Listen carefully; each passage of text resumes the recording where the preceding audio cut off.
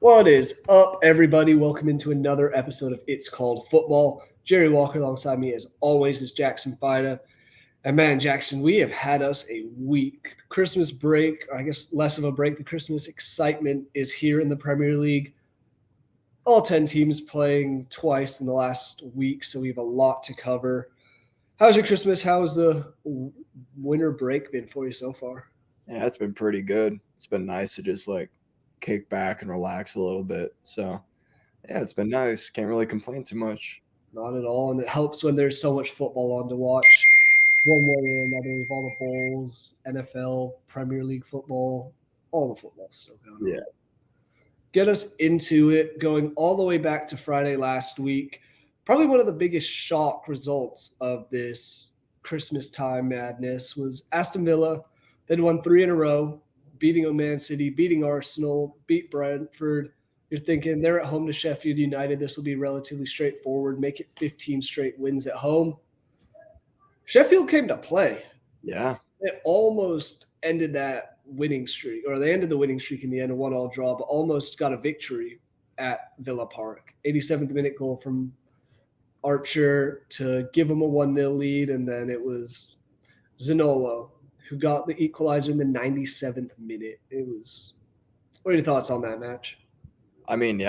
Sheffield United, they showed up in a way that I don't think anyone thought they would. Now, it's not like they were dominating the game or anything. You look at the stats, Villa killed them, 78% possession, way more shots. But it's Sheffield United. They're not going to dominate a game. They're just not good enough. So they did their job, and then they had the lead after Cameron Archer scored in the 87th minute. Yeah. So, it looked like they had the win. And credit to Villa for showing their fight and resolve and having Zaniolo score in the 97th minute? Yeah. 97th minute to get the equalizer.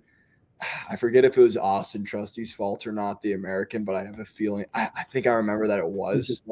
Yeah, I think he messed up there. He got too high, didn't track back, and then Zaniolo scored. Yeah. So that was a little sad to watch from an American perspective, but still, that's a big point for Sheffield United to get, because it's not only against arguably one of the best teams in the league, but it's on the road too. So, huge point for them. Really disappointing not to get the 3, but if you told them going into the match, you're going to get 1 point out of this, I'm pretty sure everyone would have taken that who's involved with Sheffield. Absolutely. Yeah, and 3 points would have been massive for them, considering how some of the other relegation battling sides did this past week, which we'll get into a bit later. But great result for Sheffield, I'll just say. But looking at the Villa side, you expected more. You expected 3 points. I think we both predicted this to be a relatively comfortable win last week for Villa. Considering everything they've done recently, it's kind of a shock. And then they go and we'll get into their other match with Man U this week. But losing that, it's maybe they're coming back down to reality a little bit. But I'm still behind this Villa side to do something at the right time. Yeah, I am too. And it's it's a congested period of fixtures right now. So you got a lot of games going on. So it's hard to just say is Villa finally losing it? Everyone's losing it right now. Everyone's having results not going their way, because this is actually the most parity I think I've seen in the league in a long time. Oh yeah. So you have teams that are losing to other teams because they just don't show up a little bit on a certain day, and another team shows up. A lot of games, a lot of injuries, a lot of fatigue. I don't think it's anything to be concerned about, really, in terms of not picking up the points. I do think it is something to be concerned about that you're down a goal to Sheffield United in the 87th minute. Mm-hmm. I think that is something that should be concerning, because you're at home. You've already played the good teams. You got it out of the way, and you passed that test with flying colors. So the fact that they kind of let themselves just get complacent and then found themselves down a goal to Sheffield United is a more concerning thing rather than the actual points being lost, I think. Yeah, I agree. It's more, I guess you could say this is kind of one of those tricky games where you are maybe already looking ahead at your next opponent for Villa, which was Man U, and you don't want to you can't overlook any team in the Premier League. It doesn't matter who you're playing. It could be the best team, it could be the worst team. In this case, it was the worst team, and it's something that you have to go up to play and show up to play every day, and it looked like Villa gave up a little bit towards the end, and it cost them 3 points ultimately. Yeah. And that's, I mean, like you said, you have to show up against any team that you play in the Prem, and you can't treat anyone lightly. We've seen that with Luton Town. We've seen that now with Sheffield United. It doesn't matter who you're playing, you got to show up and you got to perform. And Villa didn't really show up and perform, and they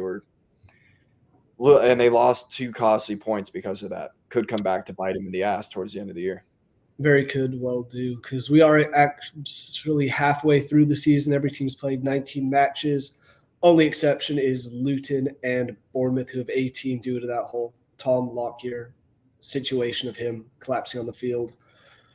But looking at a team that did have a strong weekend and week, West Ham took on 2 of the big dogs. I think they probably had one of the best weeks that anyone could have had, and I think they're the big winner from this 2-match week. Played Man U last weekend, beat them 2-0. 2 late goals there as well. Jared Bowen in the 72nd, then Mohamed Kudus in the 78th. Then they go to the Emirates, taking on Arsenal, and we're thinking Arsenal kind of needs a big result here, needs something to get them back kind of towards the top, because they did draw with Liverpool, which we'll touch on. But then Arsenal blow it there, 2-0 for West Ham. So how big of a week do you think this was for West Ham? Because it moves them up in the table to 6th place. I mean, massive. 2 wins against Man U and Arsenal that catapults you into a Europa League spot at the halfway point of the year is huge. It builds momentum, it builds confidence, and you're in a good place all around. And I think the one that's really going to be the key thing here that's going to build that kind of confidence is the way that they got these results. Yeah. Because against Manchester United, like you said, 2 late goals, 72nd minute, 78th minute. So they had to get it later on. And then against Arsenal dominated the game. They looked like the better team. They actually had the most, this is an absurd stat, but they had the most touches in an opposing team's box without scoring, I think, in Premier League history. Wow. Or, in a certain period of time, I forget what the exact stat is, but it was something absurd like that. And you look at the stats, they had like 30 shots, and West Ham won 2-0. They won 2-0. So, I mean, say what you want. Arsenal played better. Oh, they could have won. Oh, VAR. It doesn't matter. West Ham won 2-0, and they did their job. It doesn't matter how you win. It just matters that you win. And David Moyes has this team looking very solid right now. Will it continue? Probably not. I think they'll fall off a little bit. We've seen that already, where they had really good early season form, then fell off. Now they're picking it back up again.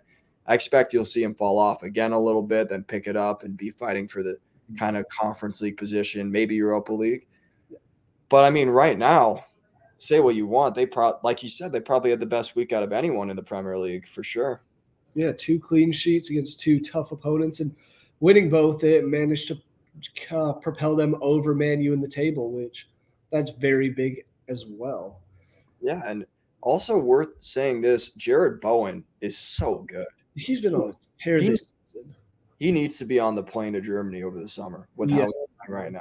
I think another stat I saw, he's got more goals than Martinelli, Saka, and Jesus combined right now, I think.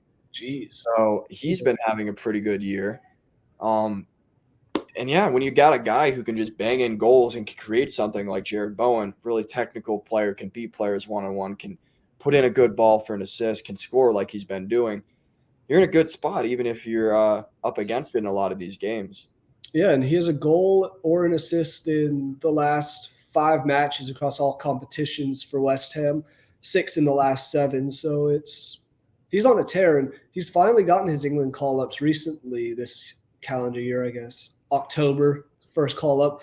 So I think he's one that they're already kind of looking at to be on that plane to Germany when the Euros kick off next summer. Yeah, and he deserves it for sure with how he's playing. I've thought he's deserved it for a long time because he's been good for a couple of years now, but he's just continuing it at this incredibly high level. So it's good to see him getting the recognition that he definitely deserves. And that's one of the issues with breaking into the England team, especially as a forward, is how many other talented players there are. Obviously, Saka, Rashford, Kane, all these guys can play out there. There's Grealish, Foden, who you can play in attacking positions. So it's very difficult to break in, and he's doing everything in his power to do so.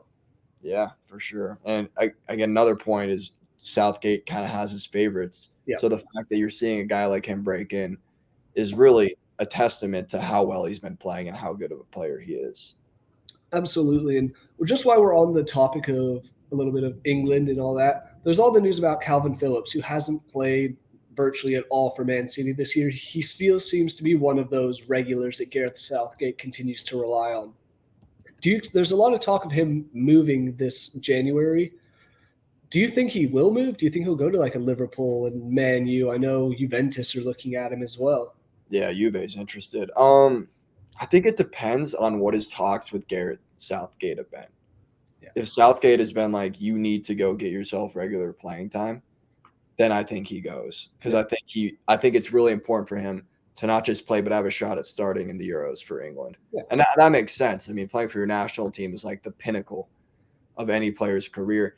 But if Southgate says, I like what you're doing, I understand your situation, you're at City, you're behind the best defensive midfielder in the world, do your thing, win with City, and you'll still play here, then why would he leave if he's guaranteed the time? I don't know if that's necessarily the case. I have a feeling Southgate's probably pushing him towards leaving, which is why you're seeing these rumors. Mm-hmm. But we don't really know. These rumors could just be clubs looking at him because he's not playing and he's a good player. And the player himself might just be like, I'm more than content here, guys. Yeah. So it's going to come down to that. But I think I could see him leaving because I do think Southgate's going to push him to try and get more playing time. Because when you got all these other guys like Declan Rice, Bellingham, you have Joe Bellingham who's starting to impress. He's not going to play. But you've got players who are pushing. I think you got to go and get this regular playing time if you want to continue to be in the setup. Absolutely agree. And I mean, the thing with Man City is sure he's behind Rodri and De Bruyne is in the midfield as well at times, but those guys have been out for periods this year. De Bruyne virtually the whole season, Rodri in and out with injuries and suspensions, but even in their absences, Kalvin hasn't been finding much playing time. So I think it is time for him to find a new spot. I just hope it's not Man U at the end of the day because I don't think Leeds fans would ever forgive him if he went there. Oh, yeah, they'd be traitorous, huh? Oh, absolutely. But Newcastle, I think that would be a good landing. Newcastle could be an interesting one because they do need some defensive help, and especially in that midfield at times. It's a good shout. Yeah, and with no Tonali, I mean, he could walk right in there. So. Oh, absolutely. Talking another one from this past weekend, one of the teams that West Ham did beat, Arsenal, as I said, played Liverpool over the weekend and only took 4 minutes for Gabriel to kind of get Arsenal ahead. Yeah, I mean, it was a great start to the game because there's a chance right before that too where Arsenal was pressing as well. So came out flying, looking really good, and then Gabriel gets the goal. He's actually a decent goal-scoring center back. I will throw that out there. He scores a fair amount of goals every season. So I'm not shocked to see him getting on the score sheet. And then obviously Liverpool comes back. Salah gets the goal. Good goal as well. Good goal, yeah. I mean, this is the problem with Arsenal's defense. Zinchenko can't one-on-one defend. He's not a one-on-one defender. He's an inverted wingback kind of who's really good on the ball, really good in attack, but he can't defend. So when you put him up against Mo Salah, who is probably as good of a one-on-one attacker as you'll ever find in the world, that's what happens. He just cuts inside. Zinchenko, it didn't even look like he put up a fight, to be completely honest, and he just smashed it in. That's the problem with the back line, I think, because I think all across you have strength because Gabriel, Saliba, really good defenders, whoever you're going to put it right back. Even Tomiyasu can one-on-one defend. Zinchenko, he's not a good one-on-one defender, and Liverpool took advantage of that. Yeah. And, I mean, if I were Klopp, I would have just said give the ball to Mo and let him cook because Zinchenko can't defend, and Salah's either going to score like he did or assist. But he looked dangerous the whole game going up against Zinchenko, and that's the problem I see with Arsenal's back line is just Zinchenko's inability to one-on-one defend. Yeah, and that was an issue that on the other side Liverpool had in the past with kind of honestly Trent Alexander-Arnold. The more I watch these two teams play, the more similarities I see between Zinchenko and Trent in terms of great on the ball. They can create opportunities from virtually anywhere. We saw in this match Alexander-Arnold had the assist to Mo Salah's goal. But it's when it's one-on-one defending, and you need to be able to do that because you're a defender first. You're not a midfielder. You're not a wing back. You're the right back, left back. You're set there to defend. And if you help out on attack, that's even better. That's just a plus. Yeah, it should be a plus. It should be defend first, attack second. That's how it should be. Granted, with the evolution of the game, we're seeing former wingers being moved into these roles, but even Marcelo could defend. Even he could defend. He was incredible at it. So I don't know. That's the biggest problem. But in terms of how the whole game went, from an Arsenal perspective, very, very good game, because this was an even game. The stats reflected. I mean, 13-13 in terms of shots. Possession was basically dead even. So to do this at Anfield and honestly look like the more dangerous team in many areas of the game, many periods of the game, that's a huge win. And it obviously got undone with what happened yesterday. But in terms of that game, huge result for Arteta. But then you got to continue that into the West Ham game. Yeah, because going to Anfield's never easy. So you get any sort of result, you think, okay, this is a momentum booster. We got a big point here. We're taking on West Ham, another London team. It's like I expected more from Arsenal yesterday. They did not live up to it at all. Not at all. And it's really disappointing because you go from a great result at Anfield where you could argue you were the better team, and then you just against West Ham, you're in the box an insane amount of times. You have 30 shots, which is absurd. Yeah. And you score 0 goals, one of which was Gabriel Jesus heading the ball over when he was wide open, by the way. There was no reason for him not to score that one. At least get it on target. Like, if you get it on target, it's saved, like, you could place it better, but get it on target, man. Yeah. That was a free header. Yeah, and there's pretty much 2 places you can't head that ball, one right to the goalkeeper and 2 where he headed it over. He hasn't been great this year. No, he has I'm not going to lie. He's not the option up top. No, I guess I'm hoping for Osimhen. I'm still hoping for Osimhen to come in. I think that would be sick, but I don't think that'll happen. Yeah, that was going to be my next question for Arsenal is with that January transfer window getting ready to start soon, are you expecting Arsenal to go after a striker, or are you comfortable with Arsenal kind of sitting with Gabriel Jesus backed up by Eddie Nketiah? Because neither of them have really impressed all that much this year. Yeah, I don't think Arteta's going to make a move. Yeah. I think he wants to keep the team together. He has it established. You don't really need a whole lot of additions in January, I'd say, apart from maybe a striker, but I don't think he'll do that because he likes Jesus and he likes Nketiah, so I don't think he's going to go try and rock the boat and get in these new players. I think he's just going to stick with it.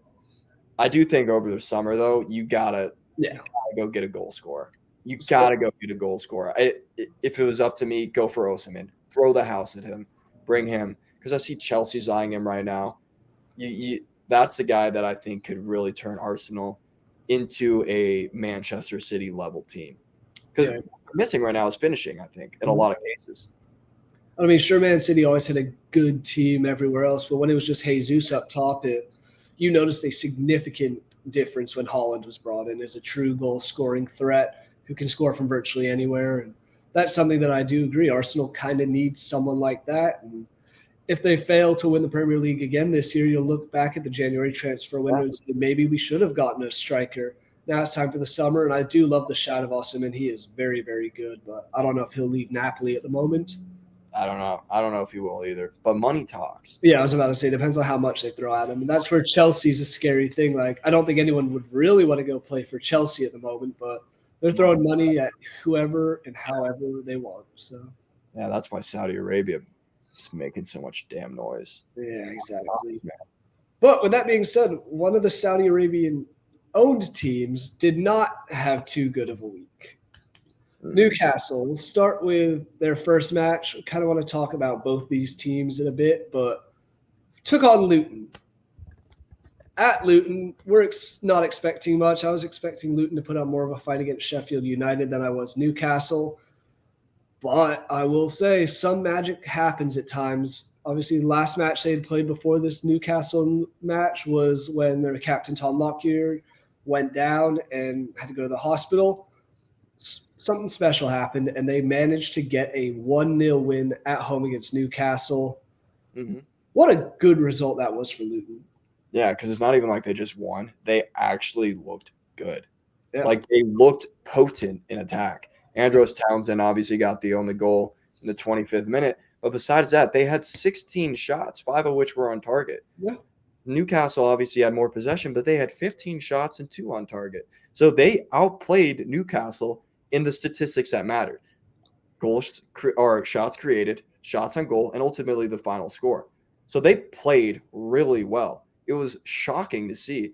And this just goes back to what we've been saying all year. You never know which Newcastle team is going to show up. No. You could have the best team in the Premier League, or you could have a team that gets beaten, not just beaten, but outplayed by Luton Town. It's crazy because we've talked about how Luton is this easy team at times. But also, with that being said, they drew with Liverpool. They played Arsenal and Man City pretty tough. They find ways to play against these good teams, which is really surprising considering where they've been in the past few years. But what a big result this was. And I mean, pair this with their win over their 6-pointer over Sheffield United, where they won 3-2. And that was just absolutely massive week for Luton. Yeah, I know. They're right now pushing Everton. They're pushing Forest, and they're pushing Palace. They're right there and getting out of the relegation zone, which, I mean, fair play to what Luton Town is doing. I thought they were going to be the worst team in the Premier League by far. I didn't think they brought in enough additions. I didn't know how I felt about their manager. I didn't know how to feel about anything about this club. But they could be the Cinderella story that stays up right now. And the credit might be that they didn't go out and get so many big-time additions. They got guys like Tahith Chong who come off the bench. So they didn't go out and get these superstar kind of guys. They didn't try to take the Forest approach where you basically overhaul the entire team. They stuck with their guys, a lot of the core guys who brought them up, and they're getting results. And they're doing it not by playing pretty football. They're doing it by gritting out results. Yeah. So, and now they're in a spot where they get one more result their way and they could hop out of the relegation zone, and Everton could be back there. Forest could be back there.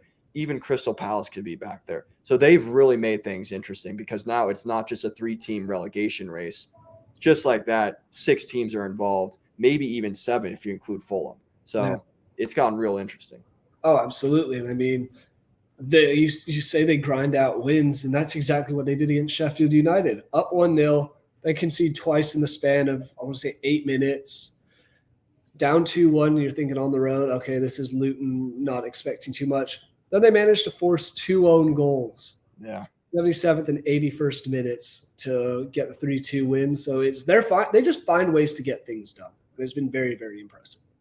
Yeah, I mean, I'm just shocked with what I've seen over the past week because they went from 9 points to only 15 points, and holy crap, they could have something going here. So, I mean, exciting times if, for whatever reason, you're a Luton Town fan. I know for what we had one working at Vendetta a long time ago is what Trey Crazy fan. Wherever he is right now, I'm sure he is just absolutely ecstatic. And they got Chelsea tomorrow. So, at home, another big team. Just saying. Yeah, I would not be surprised one bit if Luton gets at least a point in that one. But it's all getting very interesting. On the other side of Luton, we'll talk just briefly, Sheffield United. Do you think this is kind of the nail in the coffin for them? I just don't think Sheffield United has looked good enough to give me confidence that they can turn things around. You know, they've gotten more points than I thought they would have recently, to be fair.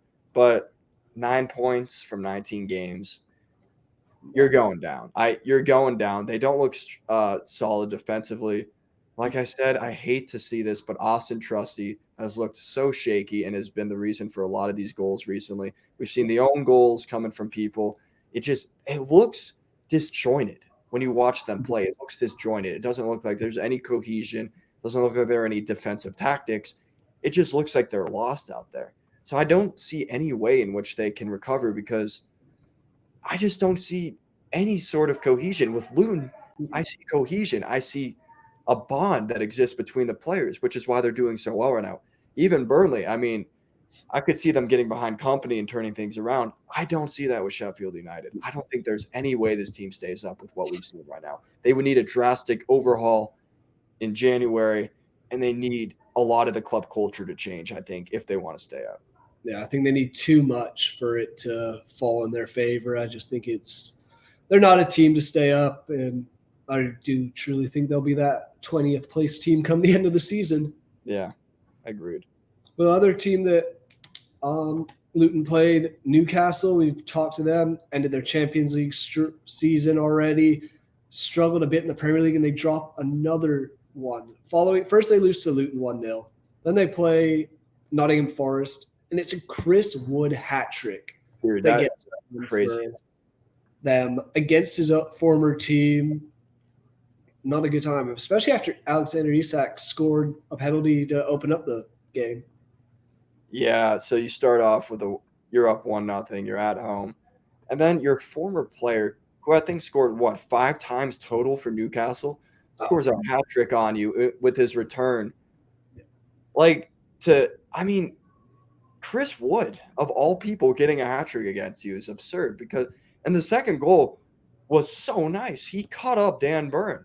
He cut him off and then gave a little chip. I have never seen Chris Wood do that, ever. He's someone who wins headers. He's a target man. I've never seen him. I can't remember a time I've seen him dribble and beat someone and then finish with a deft chip like that. Insane performance from him. It was. And huge for Forest because, like we just said, they're close to the bottom right now. Obviously, fired Steve Cooper, brought in Nuno, trying to turn things around. So this is a huge result for them to win 3-1 on the road against Newcastle. But if you're Newcastle, this is horrendous to be up 1-0 and then lose 3-0 or 3-1 at the end of the game with a Chris Wood hat trick. And he could have had 4 if Olenga had just squared the ball to him. Mm-hmm. So from a Newcastle perspective, this whole week has been as disastrous as possible. To lose 1-0 to Luton and then lose 3-1 to Forest. You lose 2 relegation-threatened teams in a span of a week and fall a few points while other teams are picking up big results that are moving them and elevating them, like West Ham. So horrible, horrible week for Newcastle. It's been a brutal honestly, all of December has been brutal. Despite beating Man U to open it up, since then they've lost 6 of their last 7.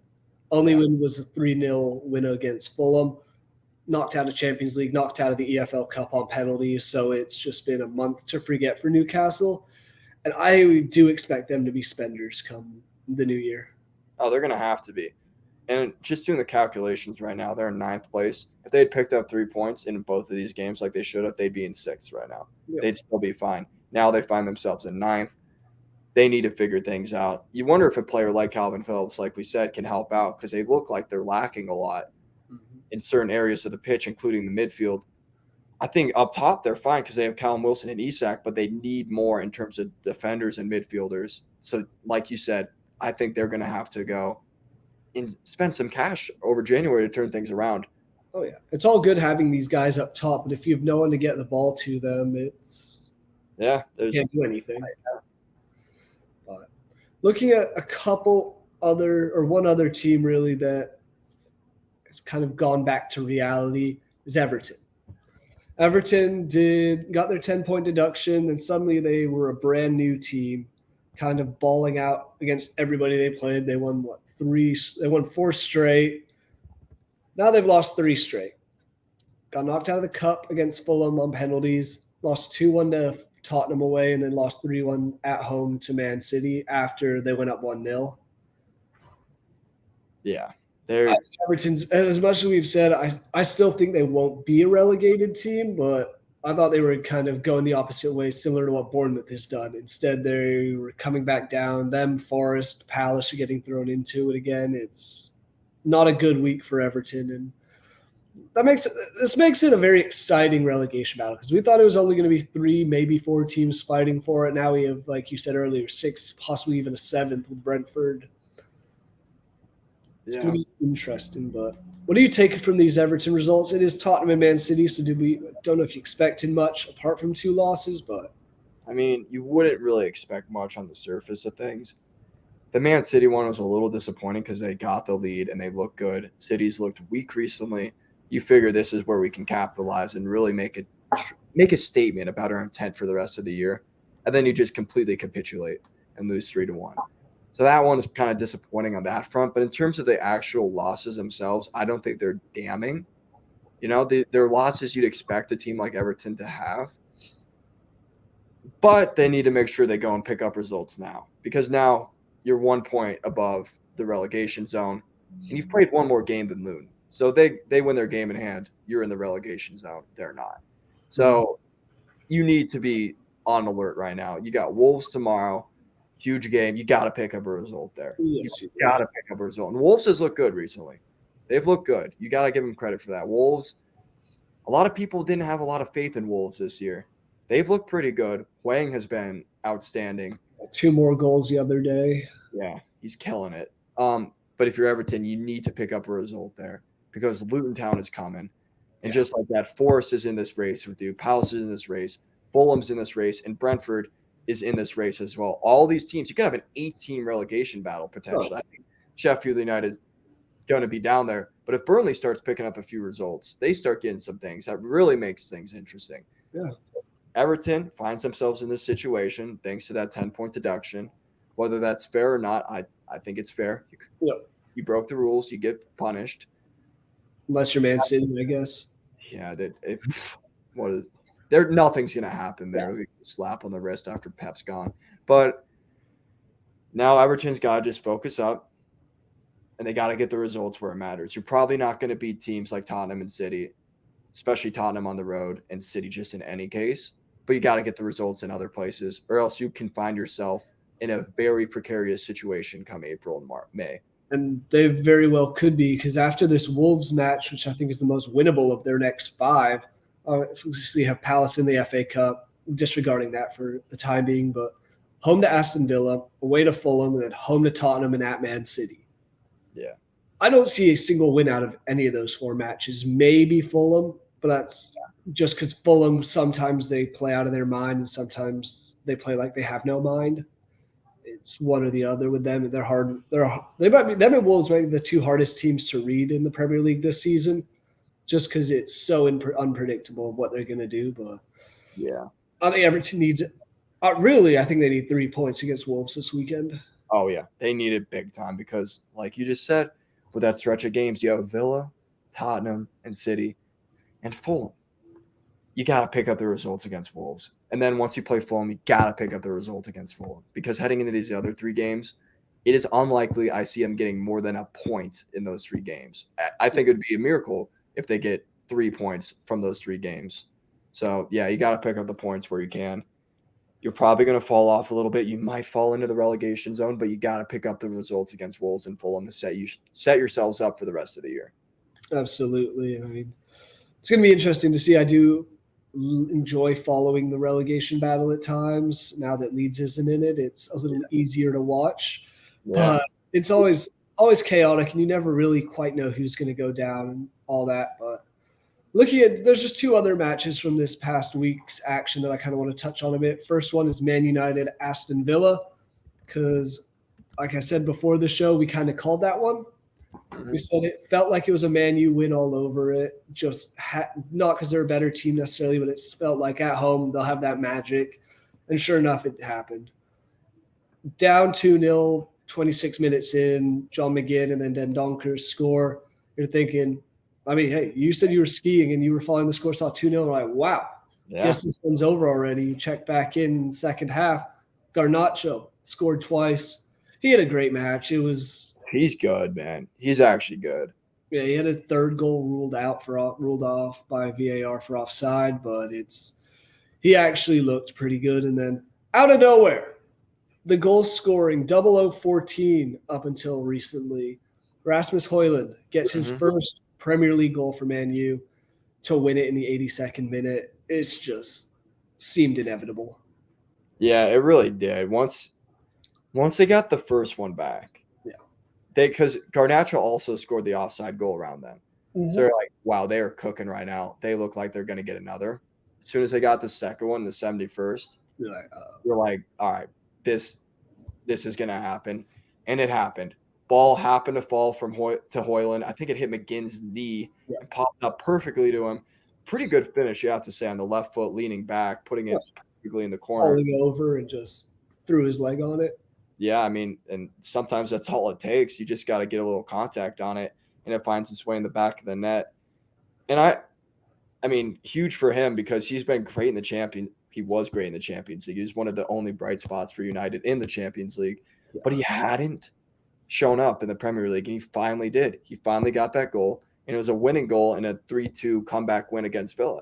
So massive time to get your first goal for Manchester United, and we called it.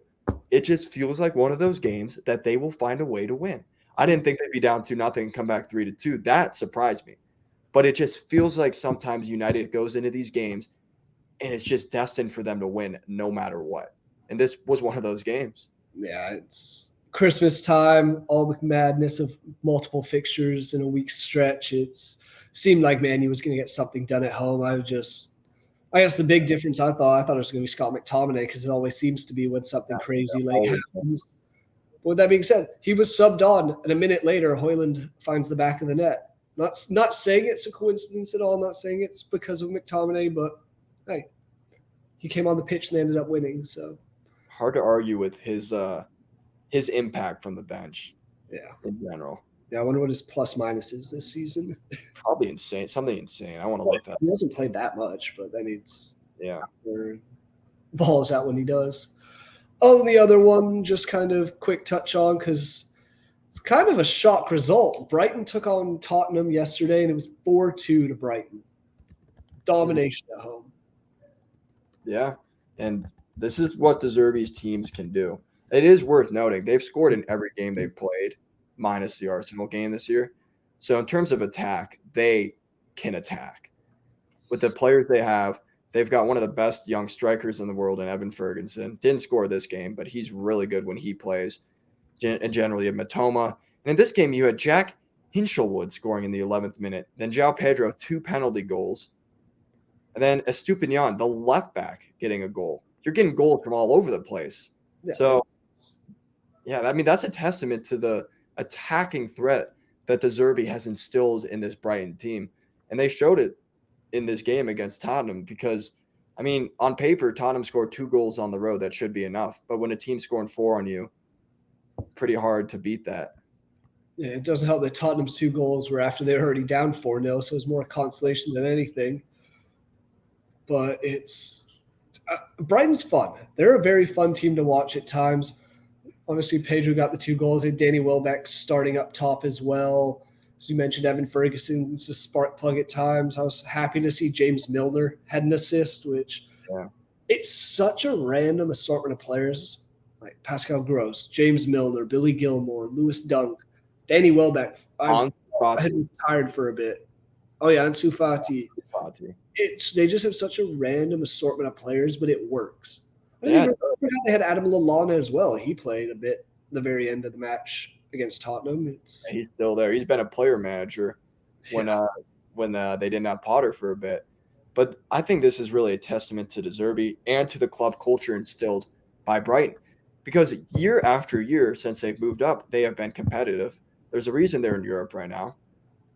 And despite losing managers, despite losing players, they're still good.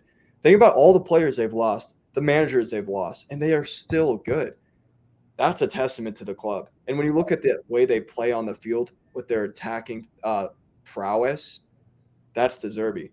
That's De Zerbi all the way because he's able to get this, like you said, ragtag kind of assortment of players to come together and to play well. Now, it doesn't work all the time. They will have games where they don't play well and they lose. But when it works, man, it works, and it is fun to watch. It really is. I mean, they were one of the stories of last season, so it's good to see them getting some good results here and there now. But they're still right in the mix of a European spot. Yeah, they're right there. We will go through the table briefly, but it's anything else from this past week of matches that you want to touch on? In general, I think we covered most of the big stuff. Yeah. It's a great start for Nuno. After losing the first game to come back, get that win, that's a huge win for Forrest and for Nuno. So we'll see if he can turn things around. I'm curious about that. And then, that's basically it besides keep investing in Hwang. Yeah, and it's another, with Forrest, there's a story of 2 Matt Turner performances.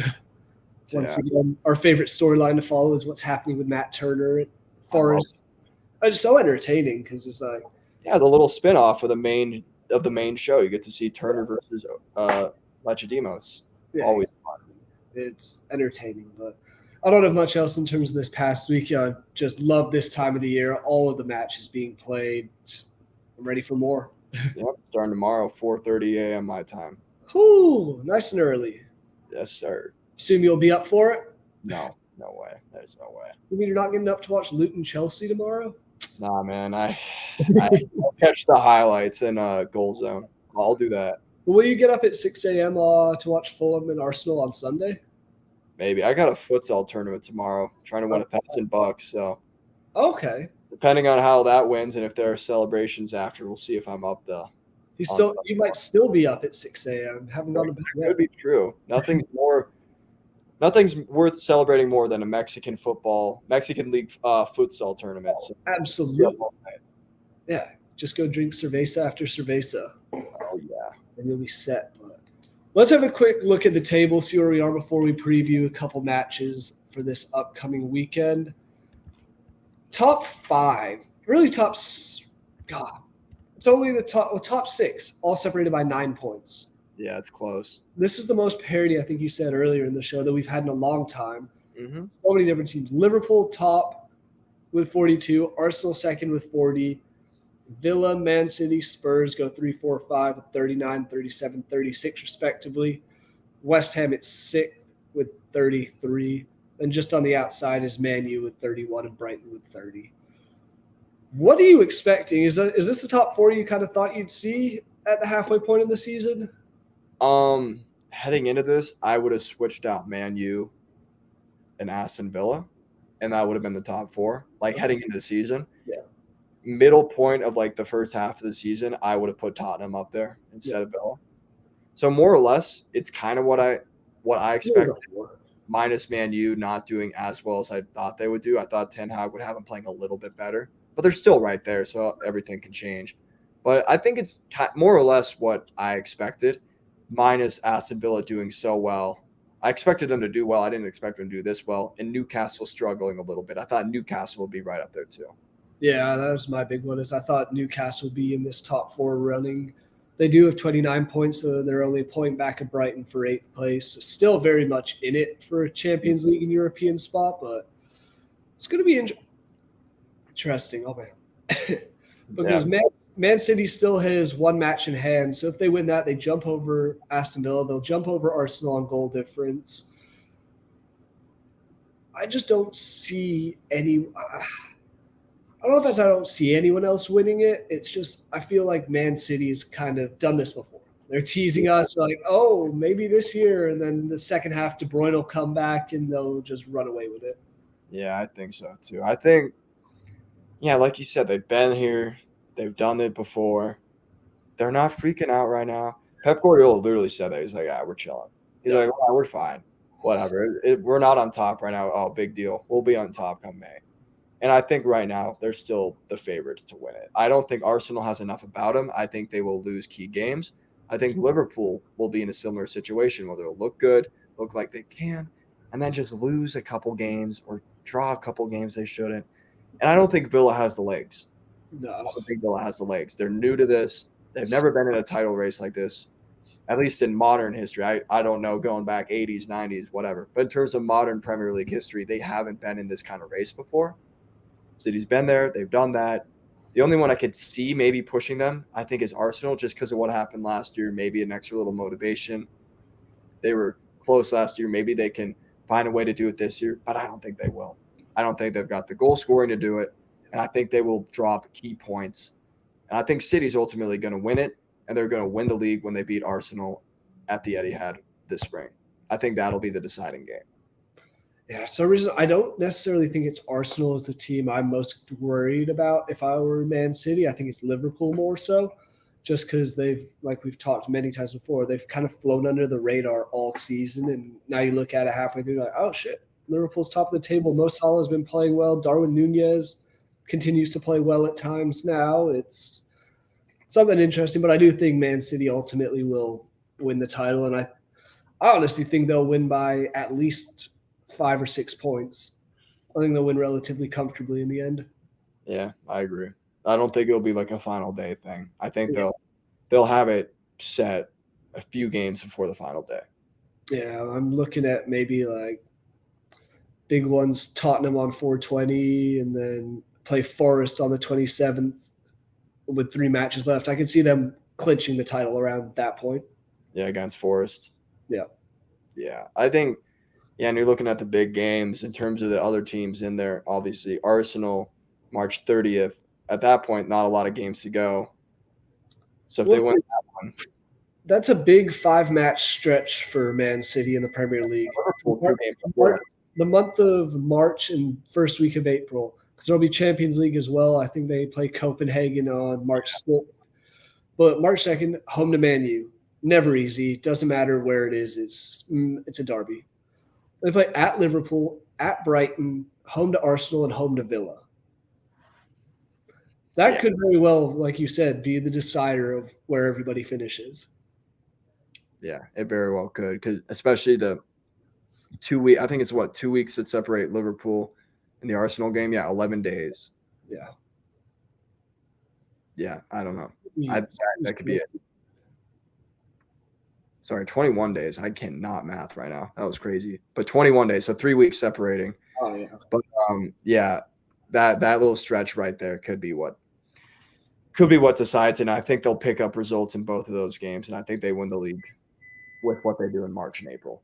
Yeah, with you on that. Who else do you think, just before we move out of the top 7, 8 of the table, who do you think finishes in those 4 Champions League spots? Do you think it's the 4 we have, or I know you're saying Aston Villa, you think will fall off? Who replaces them if that's the case? I think Tottenham replaces them. I think it'll go Man City, and then I'm going to back Arsenal over Liverpool in a close little race. But you could swap either of them. I think they're both pretty even in terms of quality, and it'll be right around each other at the end of the year. And then after that, I think Tottenham will surpass Aston Villa, get the 4th place spot. I think Villa just misses out. I don't think they've got enough about them yet. I like Postecoglou. And once they get Madison back, they get Van de Ven back, I think Tottenham's going to explode again a little bit and really secure that place. I don't think they're going to be able to contend for a title or anything. I think they've fallen a little off of that path, but I think Champions League is very, very much like something that they could achieve. Yeah, I agree. I think it'll end up being Tottenham as that 4th team. I'd love to see it be like a West Ham or an Aston Villa. Mm-hmm. Yeah. But I do think Tottenham will get it done, and I think it'll finish City 1. I'm going to back Liverpool, but it's going to be interesting because they play twice in the span of a month, because they play in the FA Cup on January 7th, then again in early February. But I think Liverpool will finish 2nd. I'll go Arsenal 3rd. To kind of took everything I had not to say Tottenham will somehow jump them, but that just doesn't happen very often. Don't do that to me. Exactly, I wouldn't.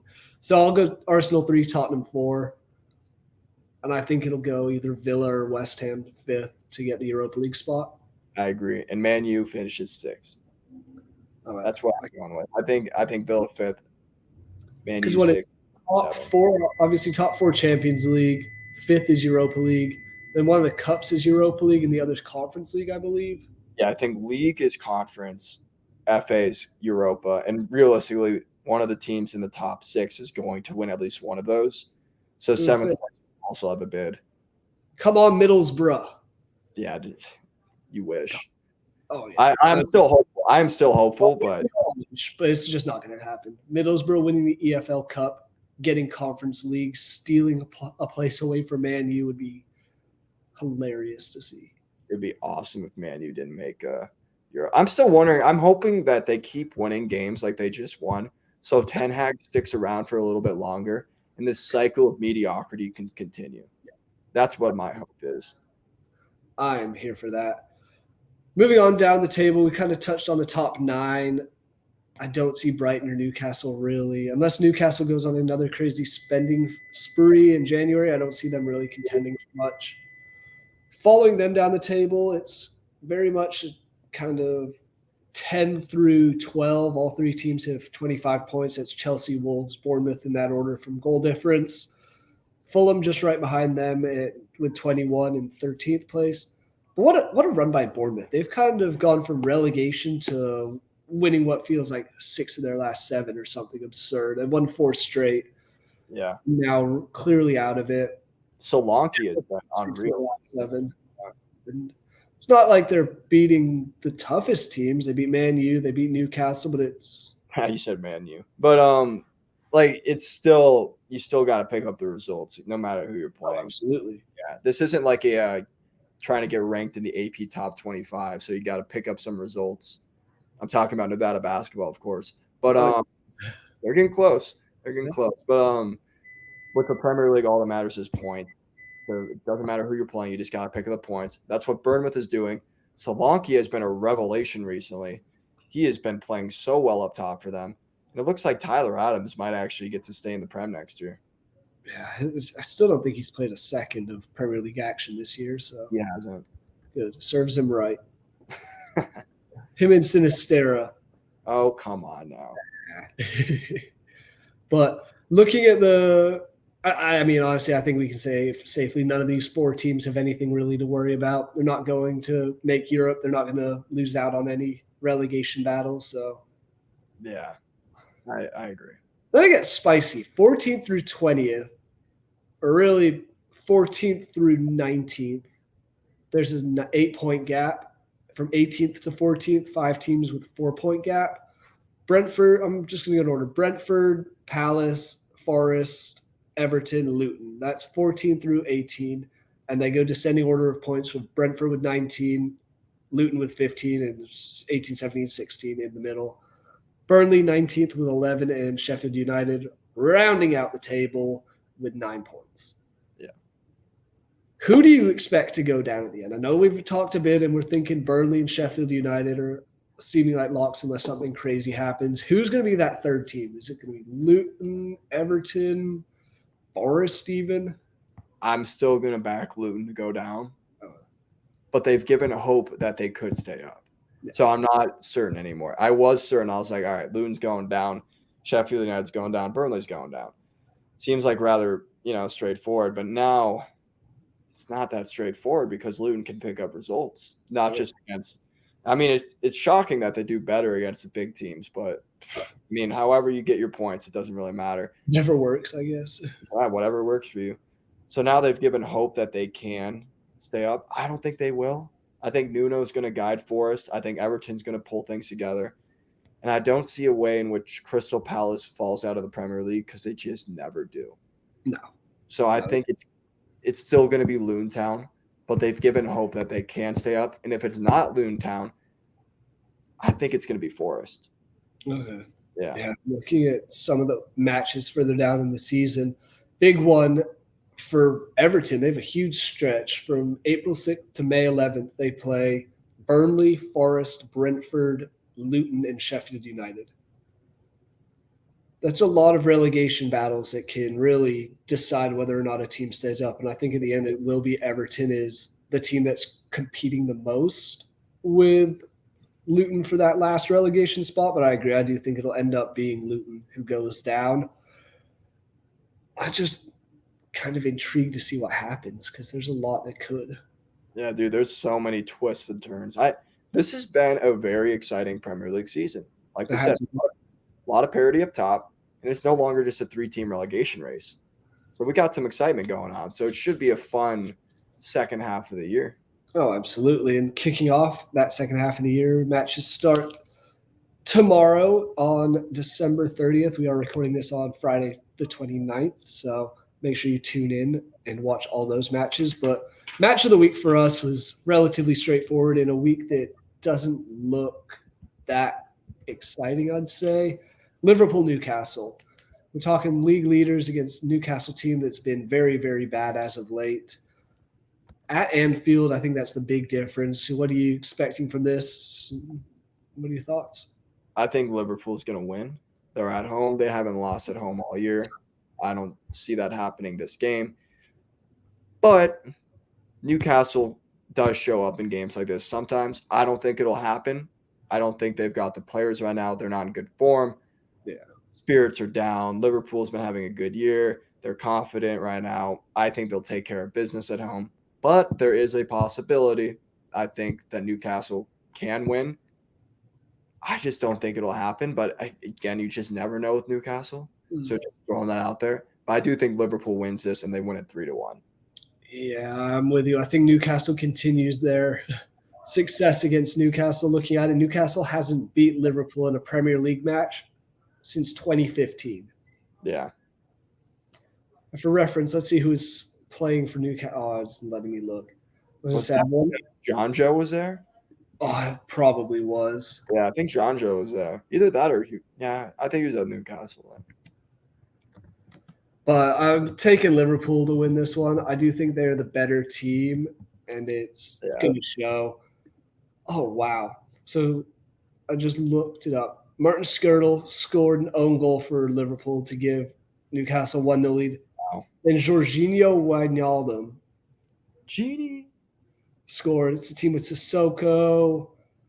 God, I don't recognize half of these players. Sissoko, the center back. What a player. What a haircut. Yeah. What a team. Sturridge, the bench, Lallana, Divo Origi for Liverpool. Dude, Origi's been around. Benteke up top. Dude, the Belgian. I forgot he was there. Yeah. Paul Cisse for Newcastle. Major throwback there. But, yeah, nonetheless, I think Liverpool gets it done. I do agree with you. I think it'll be a multi-goal difference. I'm going to go 2-0. And I think Liverpool is really going to run rampant for a little bit to start the new year. It's when they get to playing City is when I'm really concerned, because I guess Arsenal in February will be a tough one, but I don't see them losing to anyone but maybe those two. Yeah, I agree. And no one's so capable of beating them. Yeah. So I think, like you said, I think going all the way to the Arsenal game, which is a lot more doable than the City game, I think at that point. Those are going to be the two games. Yeah, I agree. What a way to break in the new year. That match being on January 1st, New Year's Day. I'll make sure I'm watching. Oh, yeah, it'll be fun. The only other match that we really looked at that we kind of were like, this might be a little worth talking about. West Ham hosting Brighton, solely because West Ham's been on a tear. Brighton had that coming off that big win over Tottenham. And there's only 3 points separating the two of them for 6th place. Yeah. Now, this will be a fun one. It'll be West Ham's defense, which sometimes is absolutely class and sometimes leaks goals, depending on the day, versus Brighton's potent attack. So I think it's going to be really fun to see this. West Ham's counterattacking, set-piece scoring kind of ways versus Brighton, who can have this free-flowing attack where you're seeing different players score. You're seeing, like you said, Danny Welbeck starting up top. Sometimes Evan Ferguson can come in. You're seeing all these different players for Brighton kind of getting it done. They didn't even have Matoma the other day when they won 4-2. Yeah. So we've got all different kinds of guys who can get on the score sheet or can create for them. Because of that, I am going to go with Brighton. I think they're going to win this game. It is at West Ham, though, so I could see a little bit of, that coming into their favor, and I could be completely off base here. That's the fun part about a game like this. You really don't know. But I'm going to back Brighton to win 2-0. I don't think West Ham will score. And I think Brighton's going to carry that momentum in from the Tottenham game and win at West Ham. See, I'm going to go the opposite direction. I'm thinking West Ham keeps it going. Obviously, beat Man U, beat Arsenal with 2 straight shutouts. Really, their last Premier League match before that was a 3-0 win. So they haven't conceded a goal in the Premier League since giving up 5 to Fulham. Yeah. But I'm going to take West Ham. I think it'll be a 1-0 or maybe a 2-1 one. I think this will be very, very close. And I think the likes of Jared Bowen and Mohamed Kudus will be the difference maker in this. Kudus has been great since moving. Kudus was someone I wanted Leeds to go and buy, not this past summer when we got relegated, but the summer before. I was like, then he went to West Ham instead, and now he's balling out there because I loved watching him with, Ghana? Yeah, dude, at the World Cup, he was. The World Cup and then the AFCON a few years ago. He was fun to watch. So he's going to be a star in the future, potentially.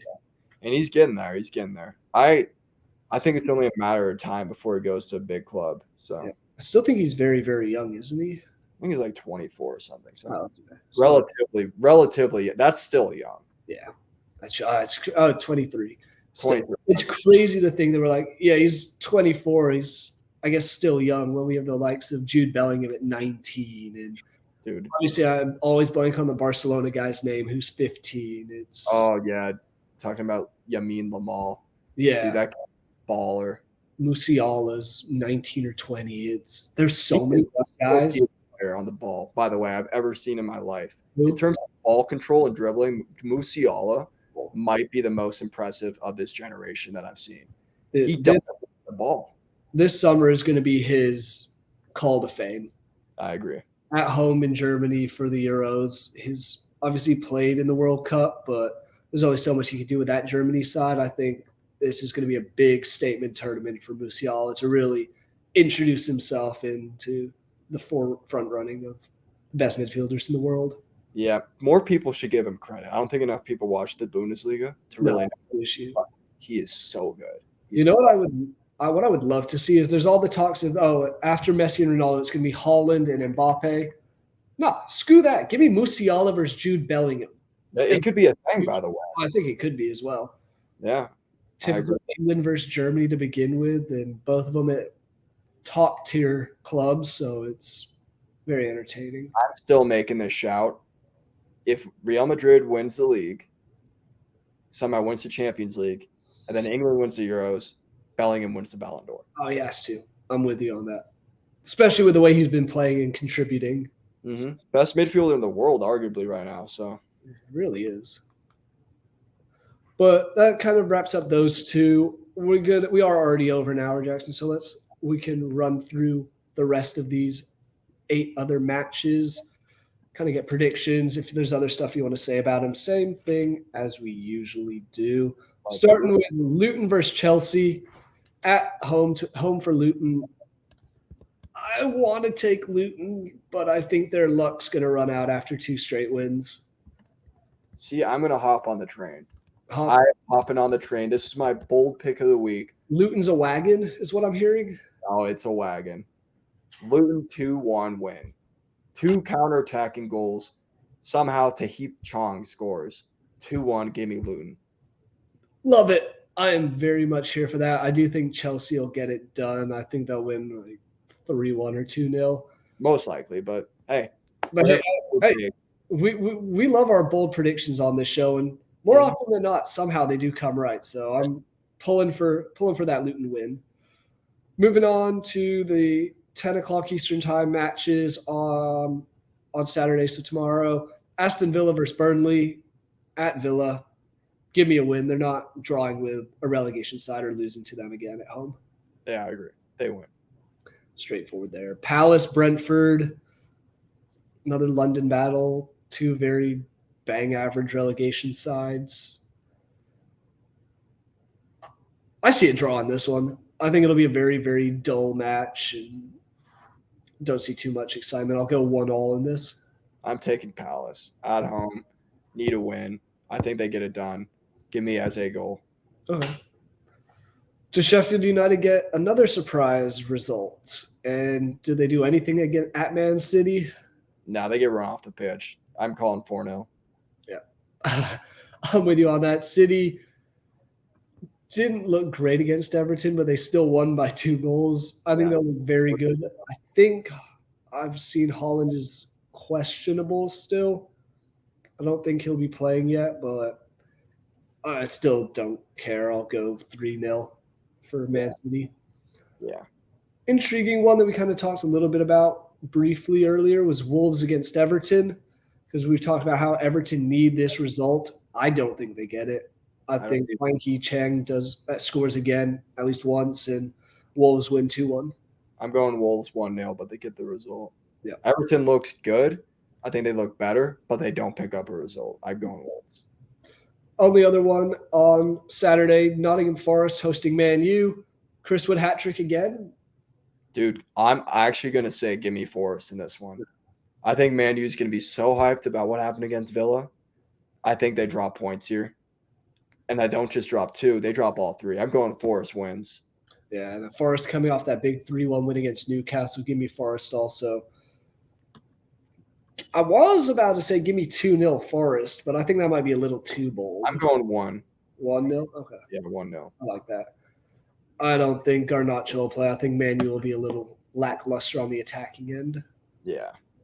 Fulham playing Arsenal, another London match. A lot of London matches this week. I guess that's what happens when you have about 5 or 6 teams in London. It happens a lot. But Arsenal, I think, bounces back. I And agree. we get all 3 points at Craven Cottage, and I'll go 2-0. I'm feeling 2-1. I think Arsenal does what they do best. They go up 2-0, and concede a goal in the 82nd and make things real interesting. 2-1 Arsenal. One I can see being 2-1 is Tottenham against Bournemouth. Just don't know which way, because one of these teams has been on fire as of late. The other's Tottenham. I guess they'd won 3 straight, but then lost. Yeah. I still think Tottenham gets it done. I will go with that 2-1 result, but this one I'm not that confident in. I'm going to go Tottenham. They're at home. But Bournemouth has been good. Solanke's got 12 goals. Yeah. Could see it going Bournemouth's way, but I'm going to back Postecoglou. I think they get it done. Yeah. I'm going Tottenham 2-1. Yeah. I like the 2-1 call, though. I do like that. I'll go Tottenham 2-1. All right. Yeah, and we already touched on the other 2 matches. So a lot of stuff. 10 more matches this upcoming weekend. Jackson, any final thoughts or anything you want to discuss before we wrap this up? Nah, nothing on my end. Welcome to the MLS Hugo Lloris. That's it. Oh, yeah, that's intriguing to say the least. So we'll have a story out on that at some point, I would assume. Working on another. Oh, yeah, okay. I figure I might as well. Yeah, fair enough. But yeah, I saw something that like now Heung-min Son is the only player from that starting 11 in the Champions League for Tottenham, or the Champions League final, that's still there. End of an era. End of an They era. still have no trophies to show for it. Yes, sir. Oh, I guess they have the Audi Cup. That is, yeah. I And mean, whatever the other one they won this, whatever the other one they won this summer was. But all those the Premier League, Asian, whatever. yeah, but those don't count. No, that's the pinnacle of football. Come on, man. Oh yeah, I mean, you play the teams from all over the world in Asia for a fun cup. Yeah. Come on, you Spurs. Go on with Carlson. Oh yeah. But that's it from us, guys. Thank you for watching. As always, make sure you click that subscribe button so you don't miss a second of It's Called Football. From Jackson and I, we'll see you guys next year.